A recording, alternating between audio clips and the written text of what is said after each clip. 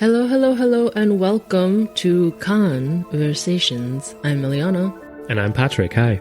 Hi. So today is May 12th, Monday. It's before the Cannes Film Festival has actually started, but we wanted to try to record a few first impressions from films that we've already seen through our press accreditation, which is new for me actually this year. Elle, how can we see films before the festival actually starts? So, there is a whole entire network of people who work towards the distribution and promotion of films that will be at Cannes. And in all of the various categories, so we have the official Cannes Film Festival, then we have Quinzaine des Cinéastes and Semaine de la Critique, as well as Acid. So we were lucky this year with our press passes to be invited to see some of the films that were shown in screening rooms in Paris before the film festival started, and we were also able to see some films with screeners. Right.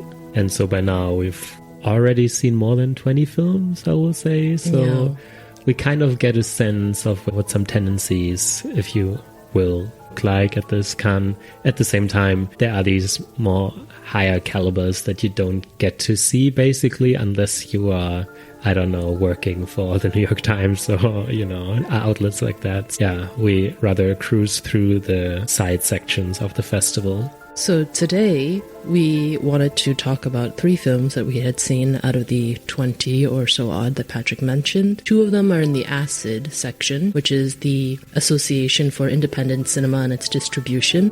That will be Drunken Noodles by Lucio Castro and Laurent dans le vent, or Drifting Laurent, by Anton Balekdjian, Léo Couture, and Mattéo Eustachon. So it's actually a trio of filmmakers who all met each other when they were at Ciné Fabrique, which is a school in Lyon and Marseille. And then we have one film from the Semaine, which is Pauline Loquès, Nino. Yes. And Patrick, do you want to talk a little bit about why you wanted to talk about these 3 particular films together? Yeah, I think there is something meandering to all of them. And I think even though they have different tonalities, you can sort of just see them as one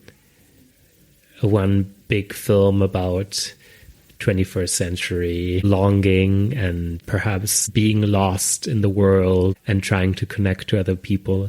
And to some extent, these films are all doing that. And some are more explicit than others. Some are even, you wouldn't necessarily think of them as sexually charged. But I think the first one we want to talk about, which is Lucio Castro's Drunken Noodles, is definitely one of them that gets a bit more spicier, didn't it?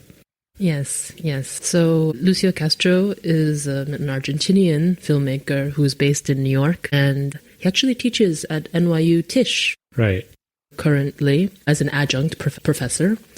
And the film itself centers on a young man named Adnan who has recently obtained a position at an art gallery, and he occupies this position while also cruising the local areas. I think the film primarily takes place in Brooklyn.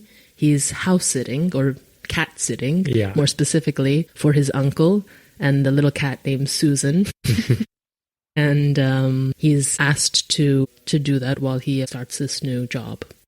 Yeah, and this is really a film that is primarily, shot at night in the first half or so. We see New York very peaceful, very calm, basically a place that seems like out of a fantasy, like a fantasy New York, because I don't think that many people would first think of New York as calm streets and people riding on their bikes, in the warm summer nights. I don't think that's more like a European ideal also, I would say. But in any case, it's the year of Lucio Castro, I think, right? That's his first feature that's coming out this year.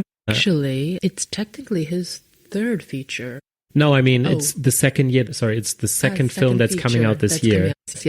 Yes. I believe he had another film that came out in a section at the Berlinale. I don't remember which section. The film's called After This Death. Was actually not that well received. And I must say, I didn't see that film, even though I saw so many films at the Berlinale, but this slipped through apparently. And we must both admit we are not familiar with the filmmaker, so we have not seen End of the Century yet, which back then had its debut at MoMA's New Directors. Yeah, I don't know if you can call it a film festival, maybe of some sorts. It's a small but highly regarded thing in New York that just took place recently as well.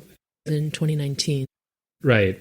Yeah. And what got me curious is that he's partnering up with Barton Cartwright. I don't know if I get the name right, but that's his DP. And Cartwright has worked with people like Ricky D'Ambrose for The Cathedral and with Jonah Arno for The Feeling That the Time for Doing Something Has Passed. We talked about this film on this podcast, and we liked that film very much. These two films are films that, I don't know, struck a chord with me, that are very personal, even though they seem to be rather, they are not what you think of. How can I say? The cinematography, is rather minimalist, and it's not lavish in any way. It's not showing us the great, it doesn't show us great landscapes or anything. It's not bombastic. It's rather very, very minimalist in its aesthetic. But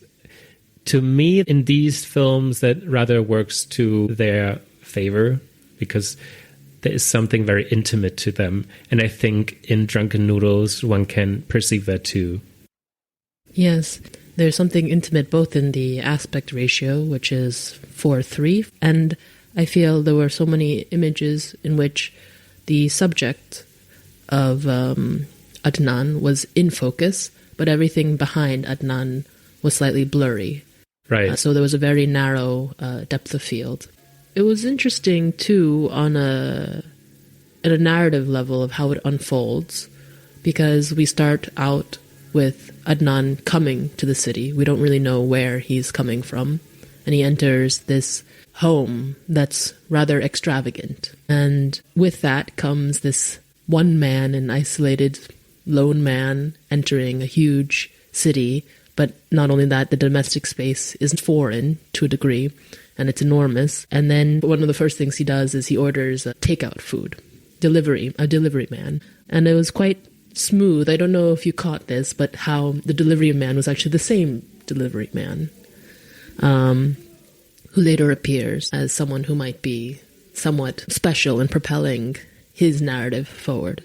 And the film then moves with time. We wind up in our time as an audience seeing a shift towards the forest, the countryside, upstate New York, rather.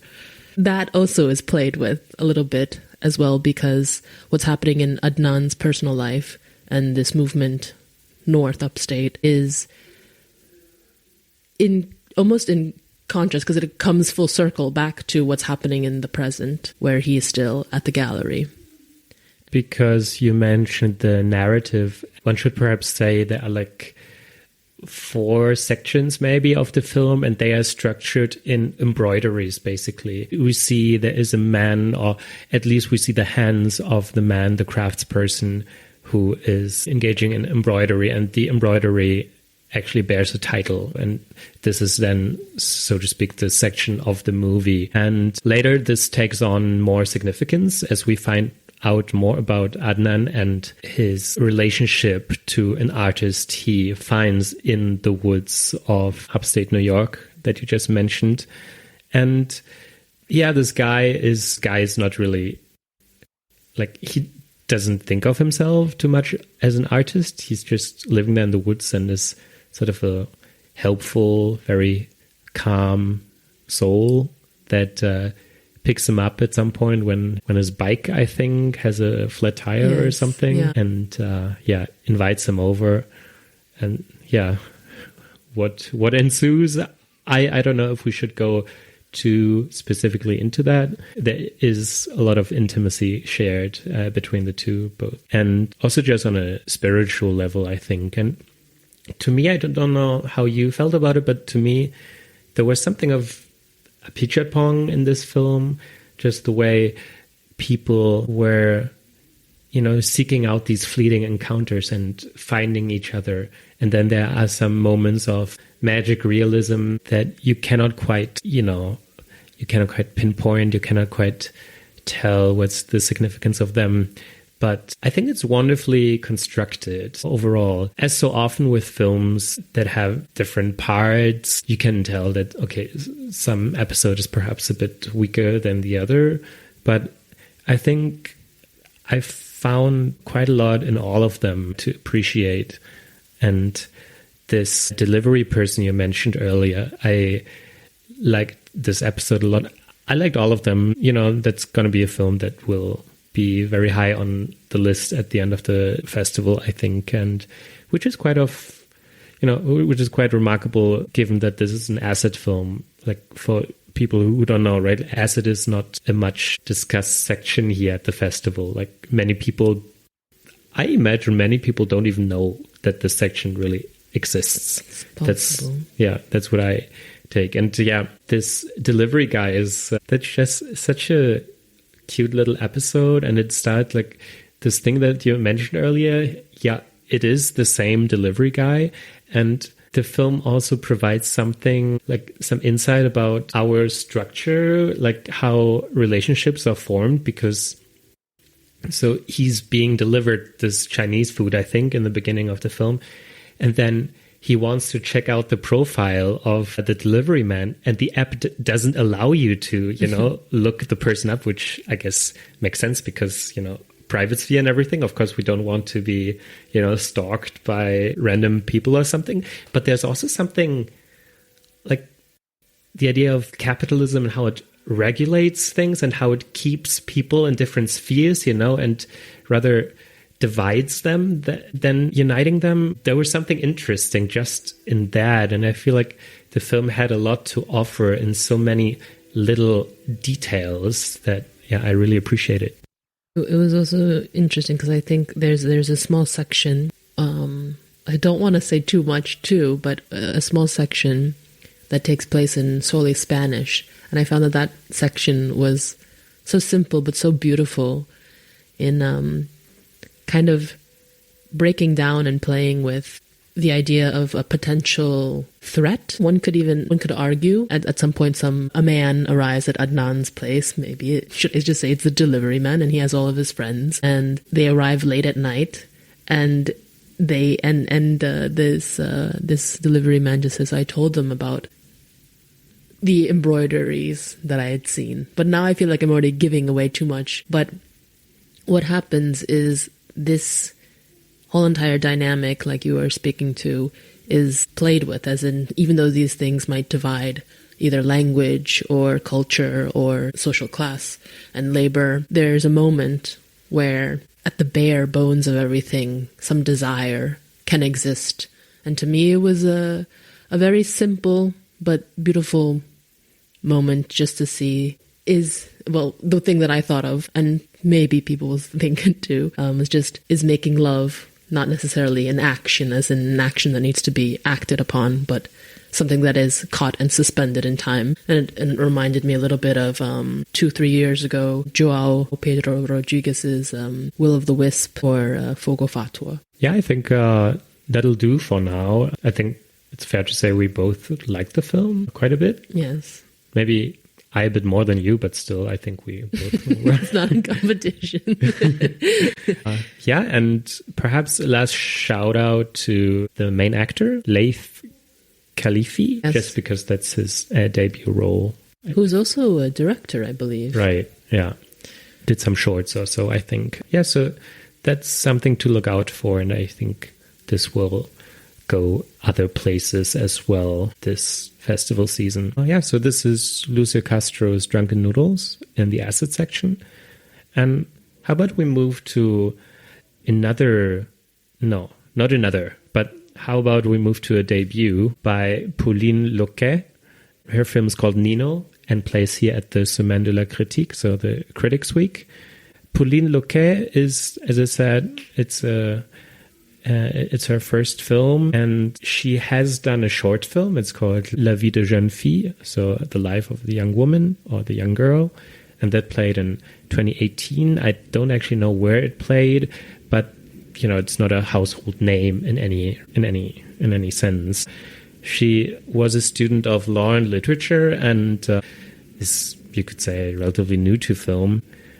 Weirdly, I was a bit surprised when I saw the film and the Disney Plus logo popped up. I don't know what kind of deal that is part of, but in any case, the film's called Nino. And can you tell us a bit about Nino?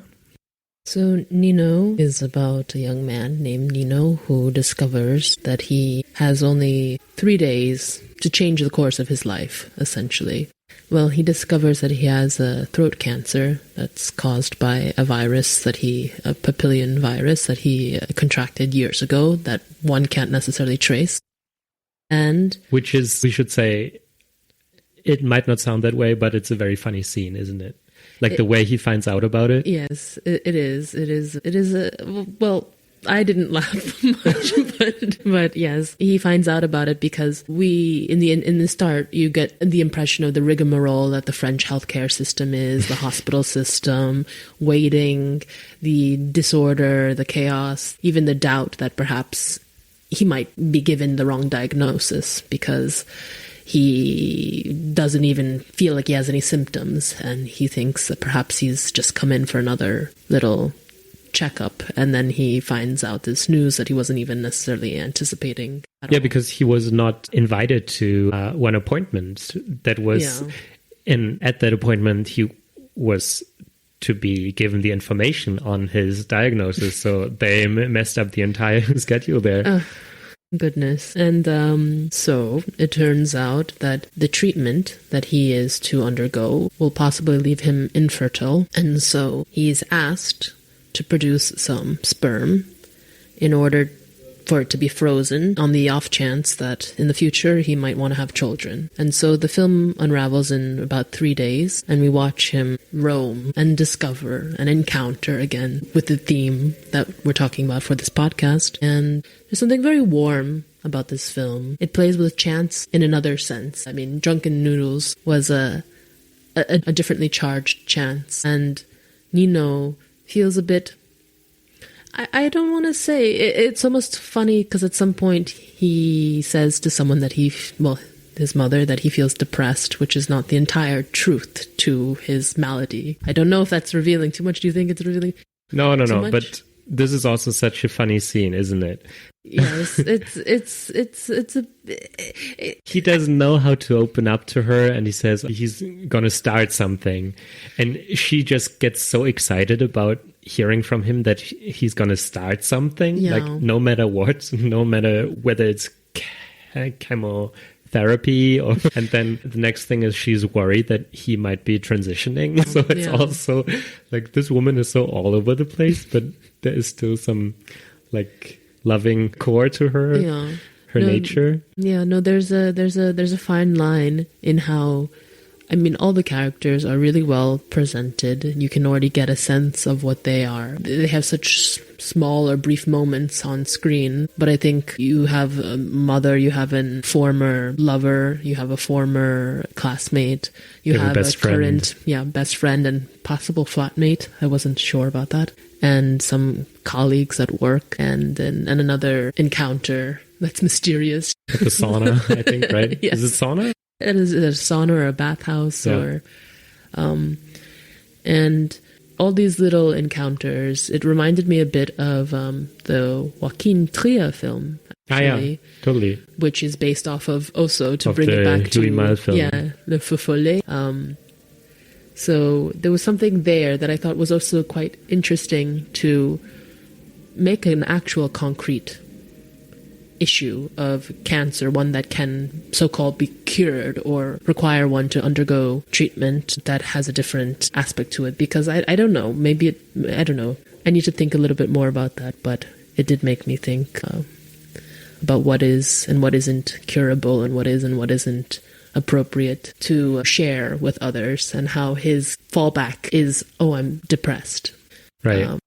It almost felt like something that would be accepted now, like he was going to say something that would be, I mean, it's funny because wasn't actually believed by his mother, I think, that he was depressed, but he needed something that sounds at least plausible in that moment.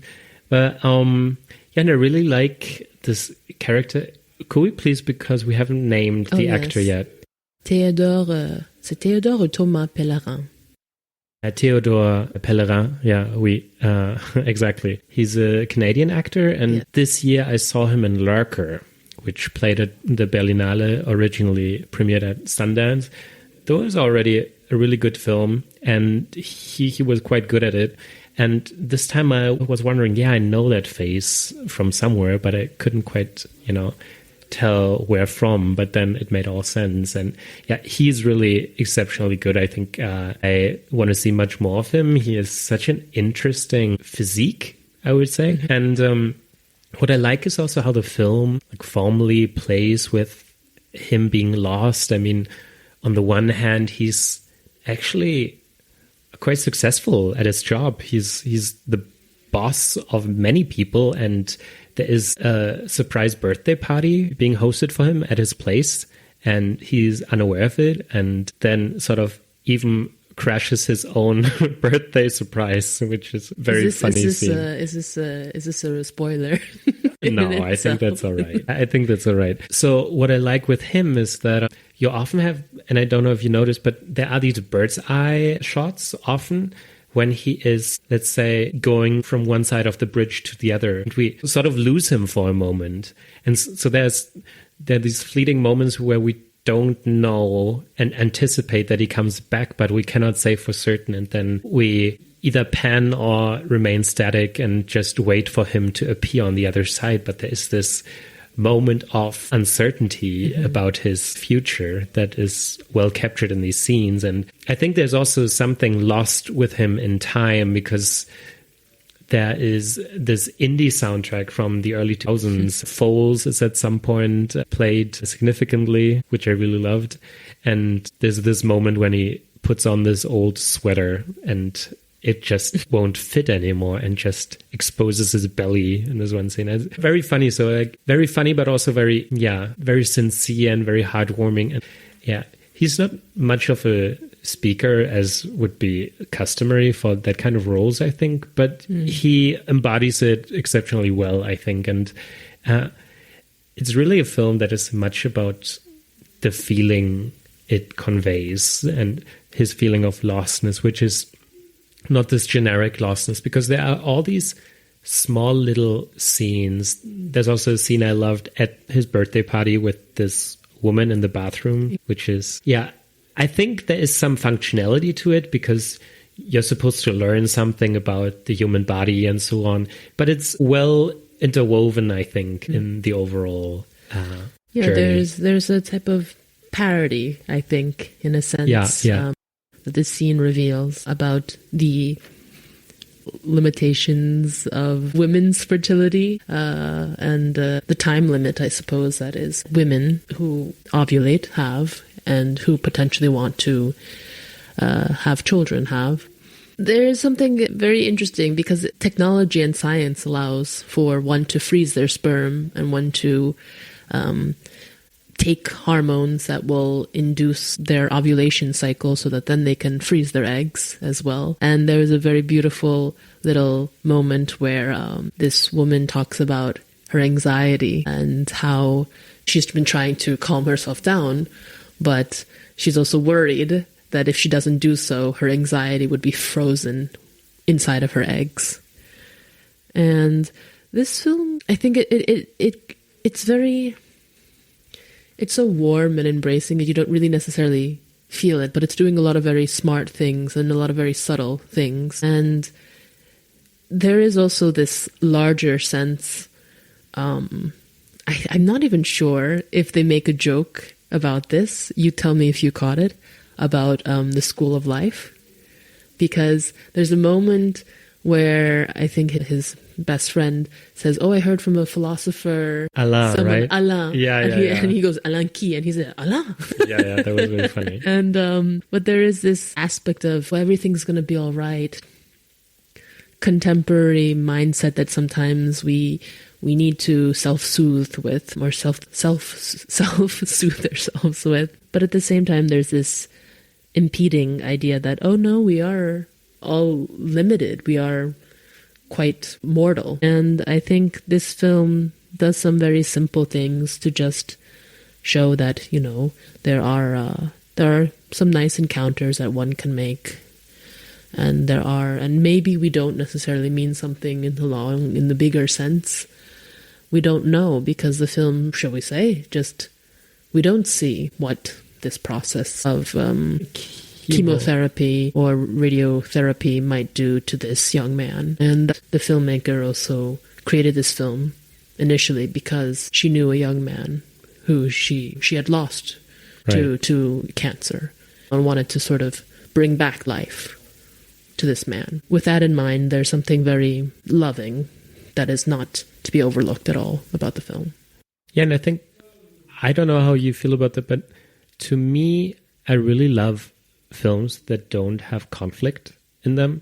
Like, that sounds strange, but there is a certain, I don't want to say almost like school of films these days that are like Apichatpong films, there are Bas Devos films, there are films that exude this extreme warmth without becoming shallow. And to me, this is one of them. Like, I think it is quite remarkable to make a film that doesn't have an overt conflict and still feels like compelling to you. To me, I always like, it feels so rewarding watching that, because I don't feel manipulated into a certain story arc that I have to now, just roll with. Here, perhaps that's just another trick, of the narratological toolbox or something. But to me, this feels much more genuine and more like how I myself experience life as well. And I think that's why this strikes such a chord with me.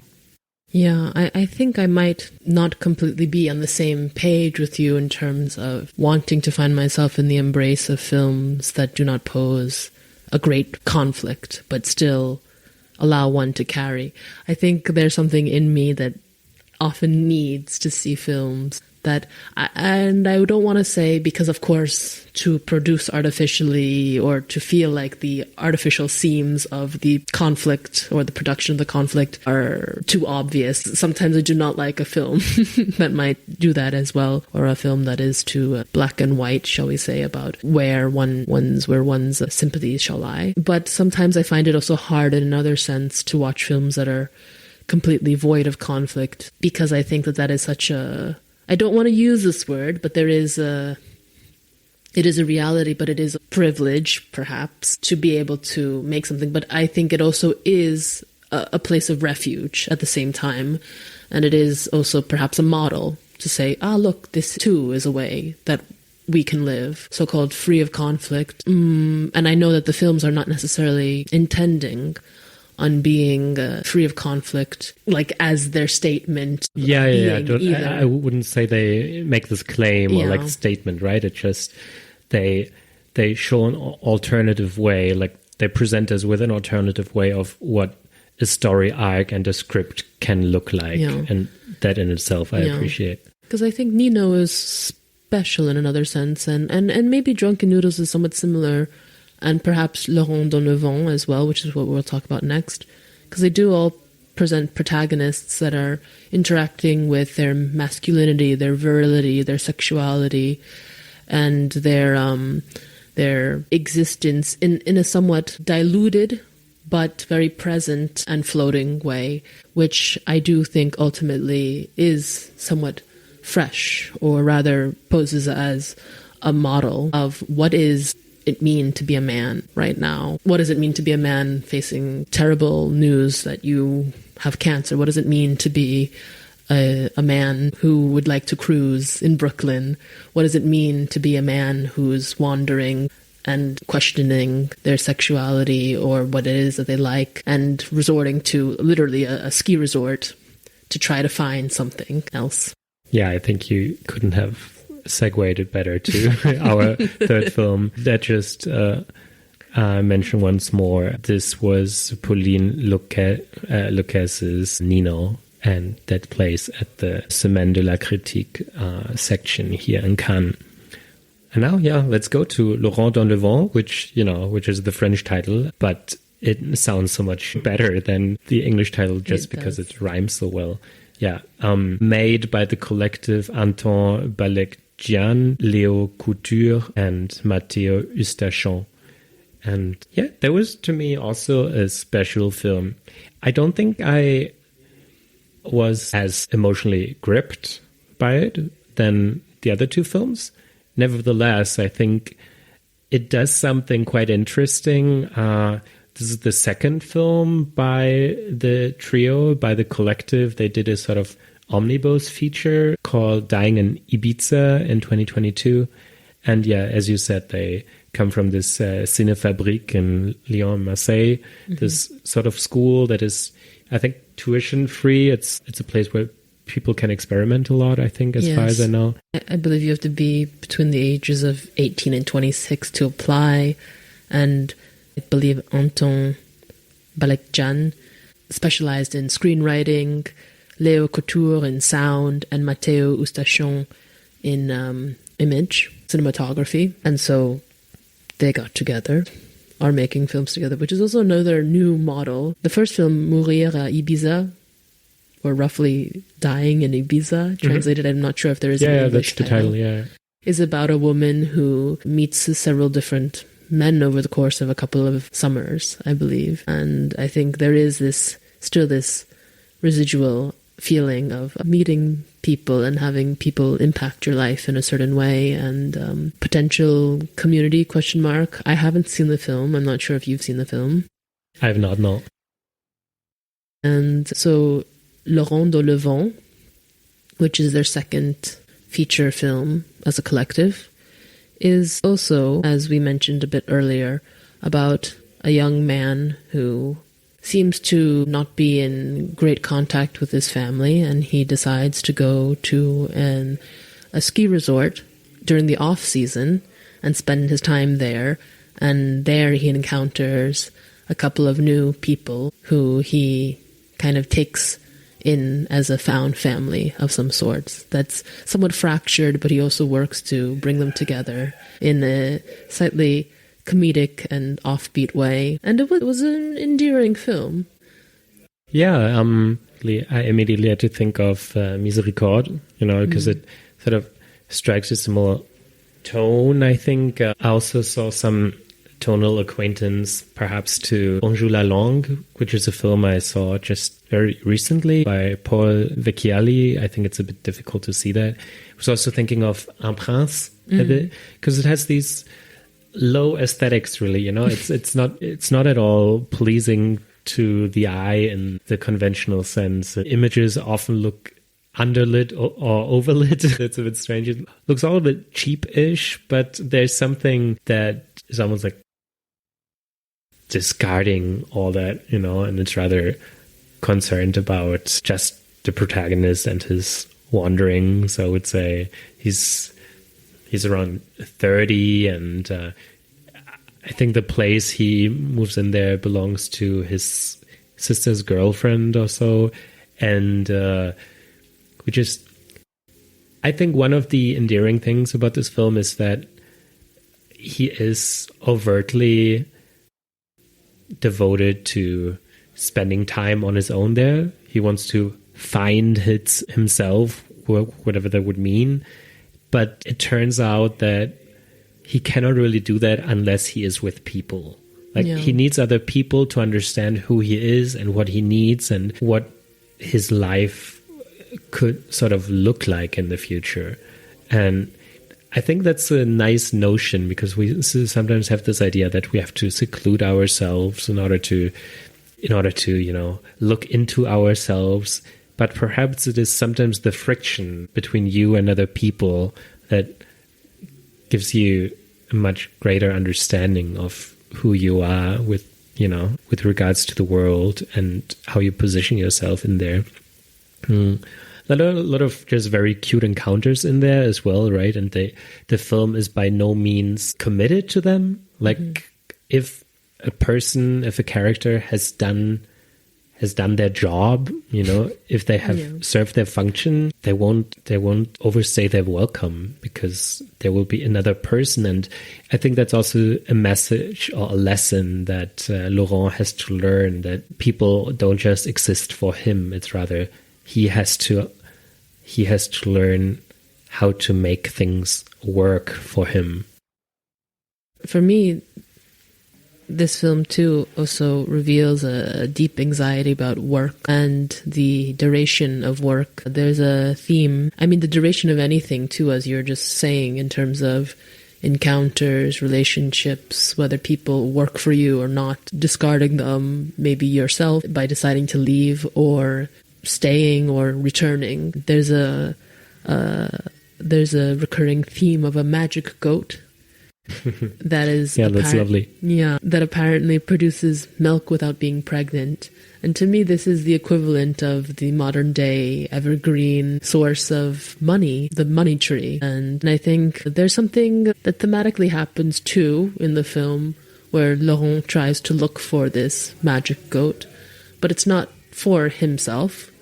However, you'll have to see what happens, I suppose, with how he encounters that goat, which is treated almost comically like a little superstar by the farmer who owns it. And we do have to say, as a little disclaimer, that we saw a screener of this film. So I wonder if we did see a slightly unfinished version, if that would help at all in the underlit or overlit or the aesthetic. But I'm not sure. I don't want to... Yeah, I don't know. There are certainly films that don't care that much about, these flourishes. When I think of Bonjour la Langue, which is a really beautiful, endearing film, but it's not at all concerned with, cleaning things up. And that's not part of the project, I think. Yeah, and here, I think we basically covered it, right? There are, of course, specific things that we can mention. We can mention the specific people he meets and so on. But I think that's not so important at this point. I think we just rather try to, I don't know. Yeah, just try to give a little glimpse. Yeah. And not sure who's still at the festival, if you're listening to it closer to the festival. But it's a fine film to go and see. They all are, in fact. And you can curate yourself a little trilogy of wandering men who are embracing the various sides, angles, corners, round places or not round places, curves of life. I think there is something that has recurred a bit, is that I've seen these men standing at bends, kind of either where the water bends. That happens in Drunken Noodles at some point, or Laurent dans le vent. He is standing when he's photographed by this photographer at a bend in the road. And there's like a turning point, right? Yes, a turning point. And there's something so simple about showing that there is no direct route, either in the perspective or in the journey, or even in the depth of what is to be traveled on. And I hope that you get to travel on these film journeys. Yeah, and this was really an episode we just thought of, just compiling films that we really liked. And we will see, I think, also on this podcast that many of the more hyped films might not live up to what we hope them to be, whereas sometimes it's well worth checking out these sidebars and being surprised. Absolutely. Oh, thank you. So long. Thank you so much, Eliana. Bye-bye.